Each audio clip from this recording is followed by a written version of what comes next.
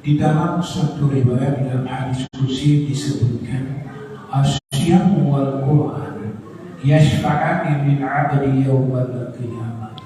Puasa dan Al-Quran akan memberikan syafaat bagi seorang hamba pada hari kiamat. Puasa dan Al-Quran. Yaqulu syiyam ayyuhdi manatuhu tu'am bisyahawati bin nahar fasyafi'ni fi. Wahai Tuhanku, aku menghalang-halanginya untuk makan pada siang hari, makan dan syahwat pada siang hari. Fasyafi'ni fi, maka berikanlah syafaatku kepadanya, kepada orang yang berpuasa. Kemudian Al-Quran berkata lagi, Yaqulul Quran ay Rabbi manabtu'un naum bil-laili fasyafi'ni fi. Wahai Tuhanku, aku ini menghalang-halangi orang ini untuk tidur pada malam hari hanya untuk baca Al-Quran. Fasyafi'ni fi, maka berikanlah syafaatku kepadanya. Dari dalam hadis ini, hadis qudsi ini, ada dua hal.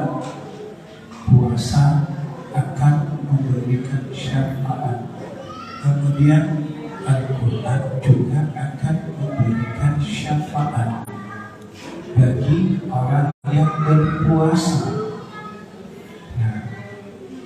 Karena kita ketahui puasa itu fa'illasnya fa'innahu li wa ana ajzibi.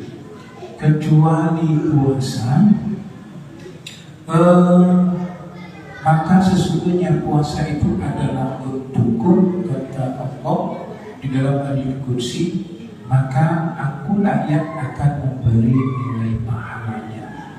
Kenapa tidak kita ketahui berapa nilai puasa kita yang kita lakukan? Nah, karena puasa bisa bernilai pahala jika kita benar-benar menjaga ibadah puasa kita.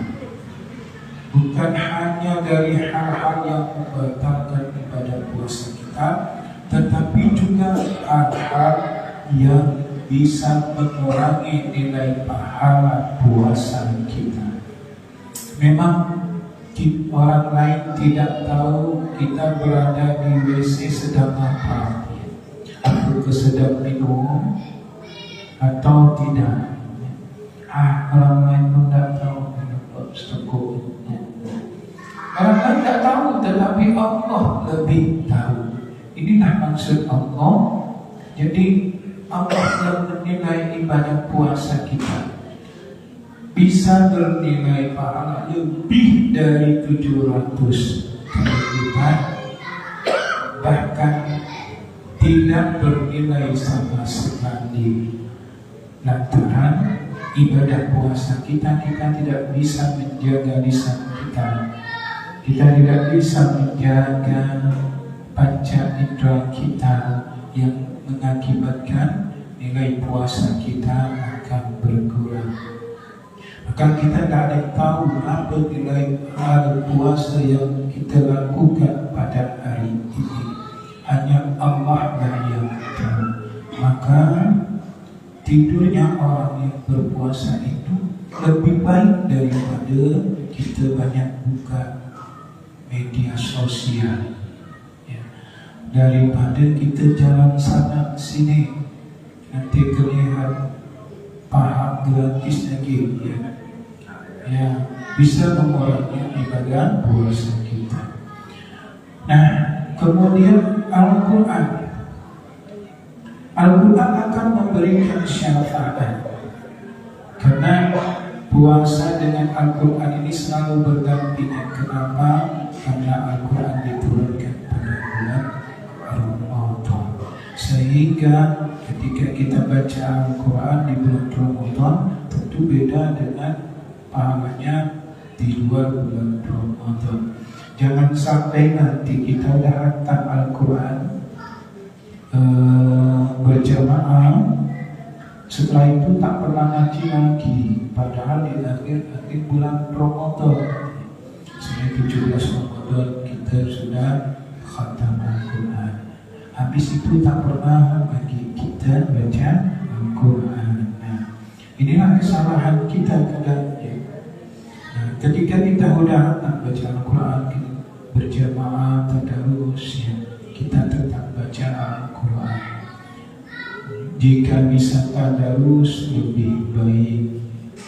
Tidak bisa tadarus sendiri pun juga lebih baik. Allah lebih tahu batas kemampuan kita dalam baca Al-Quran.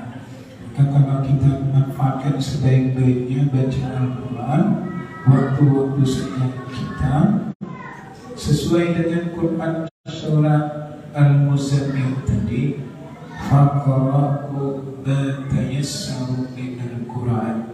Bacalah yang kamu akan mudah dibaca. Jadi jangan dipersulit. Ketika kita waktu sedang apa kulhu, baca kulhu saja. Kulhu Allahu ahad, Allahu samad, jadi kulhu kufuwan. Atau Al-Fatihah, Al-Fatihah, alhamdulillah. Tak apa, karena Al-Fatihah juga bagian daripada Al-Quran. Kalau kita membaca Al-Quran di bulan Ramadan, insya Allah kemudian kita bawa pada 11 bulan berikutnya akan lebih bermakna lagi. Akan tetapi yang lebih baik kita mengkaji Al-Quran. Setelah baca kita tahu punya ini ya. Bahwa yang kita baca ini perintahnya adalah sholat, ancaman. Bagi yang dah sholat berarti kena caranya. Ya. Kemudian di dalam hadis qudsi yang lain disebutkan bahwa umat Nabi Muhammad itu diberikan dua cahaya agar mereka terhindar dari dua kegelapan. Maka Nabi Musa bertanya, wahai Tuhanku, dua cahaya apakah itu? Maka Allah berfirman, yaitu cahaya bulan Ramadan dan cahaya Al-Quran. Nabi Musa bertanya lagi, wahai Tuhanku, dua kegelapan apakah itu? Yaitu kegelapan di hari kiamat nanti, kemudian kegelapan di alam kubur. Nah, artinya jika kita membiasakan, kita membaca Al-Quran, insya Allah kuburan kita akan terang, diterangi oleh cahaya Al-Quran. Kemudian cahaya Ramadan, bukan hanya mendapat cahaya Ramadan, tapi kita isi bulan Ramadan dengan banyak melakukan amal saleh, amal kebajikan, amal kebaikan kepada Allah Subhanahu wa Ta'ala. Kemudian kita memperbanyak sedekah kita di bulan Ramadan ini. Jadi betul-betul kita isi, ya. Bukan kita habiskan waktu kita ngabuburit, dia tidak ada manfaatnya. Jangan sana, jangan sini, gitu ya. Akhirnya gibah, kan? Lebih baik kita. Jadi memang pada dasarnya ketika kita melakukan ibadah itu, syaitan paling kuat menggoda. Terutama ketika kita baca Quran, pasti bawaannya ngantuk. Tapi kalau kita jalan sana sini, menghabiskan waktu untuk berbuka, tidak terasa. Karena kita tidak sedang melakukan ibadah. Tetapi kalau kita sedang melakukan ibadah, banyak cobaan, berat hati kita untuk melakukan ibadah amal soleh. Terutama di bulan Ramadan ini, ibu-ibu, misalnya ada list minta sumbangan berbuka puasa bersama. Duitnya habis untuk beli tepung ya barang. Nah, ibu-ibu yang disinyalir oleh Rasulullah bebas memilih pintu surga mana saja yang dia inginkan, maka ibu-ibu memperbanyak sedekah. Bapak sedekahnya ngasih berapa 20.000, Pak sedikit benar saya tambah 1 bulan sekali. Kan? Jadi memperbanyak ibadah kita di bulan Ramadan sehingga kita akan mendapatkan keutamaan di dalam bulan Ramadan ini. Dan kita berharap di akhir bulan Ramadan ibadah kita semakin meningkat, bukan malahan semakin berkurang. Karena memang capek, tapi alhamdulillah semenjak dari awal bulan Ramadan hingga 12 Ramadan sekarang ini cuaca mendukung, tidak begitu panas, sehingga puasa itu pun walaupun aktivitas kita banyak tidak begitu terasa ya. Dan di dalam bulan Ramadan ini insya Allah jika kita memperbanyak melakukan amal ibadah, amal saleh kita kepada Allah Subhanahu wa Ta'ala, tentu nilai pahalanya berbeda dengan bulan-bulan di luar bulan Ramadan. Maka saudara kita mengeluarkan zakat mal pun banyak melakukan di bulan Ramadan. Untuk apa? Untuk mendapatkan fadilah bulan Ramadan. Ya, karena kita tahu keutamaan bulan Ramadan tersebut. Insya Allah jika kita keluarkan untuk kepentingan masjid, untuk kepentingan berbuka, Allah balas dengan ganjaran pahala yang pertama, pahala yang berlipat ganda. Kemudian insya Allah balas lebih dari apa yang kita berikan. Insya Allah. Baik jemaah sekalian, terima kasih atas kesempatannya menunggu. Insya Allah sebentar lagi masuk waktu surut, jangan tinggalkan waktu surut karena fadilahnya sangat besar, nilai pahalanya sama dengan haji dan umroh. Maka kalau mau melakukan haji dan umroh, jangan tinggalkan sholat isya atau sholat subuh. Hanya 2 rakaat. Kemudian berdoa kita, bermohonlah kita kepada Allah Subhanahu wa Ta'ala. Manfaatkan bulan Ramadan untuk memperbanyak berdoa kepada Allah, karena doa itu juga salah satu ibadah kita kepada Allah Subhanahu wa Ta'ala. Jadi apapun masalah kita, bermohon kita kepada Allah. Insya Allah semoga Allah berikan jalan keluar dari permasalahan-permasalahan yang kita hadapi. Karena kita ini kan lain.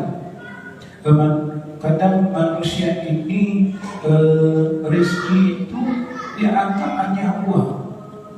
Tetapi yang dimaksud dengan rezeki itu adalah yang tafa'u nabi. Jadi adalah yang bermanfaat. Itu adalah rezeki. Misalnya kita tak ada duit hari ini.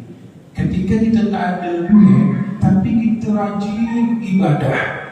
Nah, itulah rezeki kita. Apa rezekinya? Kita rajin ibadah. Lantaran kita tak ada duit ini, sampai 7 kali ke masjid. Zuhur, asar, maghrib, isya, subuh, tambah itu duha, tambah lagi. Jadi itu juga rezeki. Jadi bukan hanya rezeki itu kita itu hanya bentuk duit. Peningkatan ibadah kita itu juga rezeki, walaupun kita tidak berduit, kita mau beli mana. Jadi yang lebih baik adalah di mana kita menempatkan sesuatu itu apabila ada manfaatnya, itulah rezeki. Ketika kita tak duit tapi kita rajin ibadat, berarti itulah rezeki. Jangan sampai kita khawatir banyak duit, kita tidak meningkat ibadahnya, lari perginya ke mall, perginya ke kafe-kafe, berarti tidak ada nilai manfaatnya rezeki berupa duit tadi, gitu kan? Nah, jadi yang namanya rezeki adalah yang bernilai manfaat, yang tanfa'u bihi, yang ada nilai manfaatnya. Apapun itu yang ada nilai manfaatnya, maksudnya nilai manfaat di sini adalah nilai manfaat peningkatan ibadahnya dalam bentuk ibadahnya, bukan dalam bentuk yang lain materi. Saya rajin sholat tapi rezeki susah. Saudara kita yang lain tak pernah sholat tapi rezekinya bagus, itu bisa jadi istighfar. Ya. Azabnya tertunda.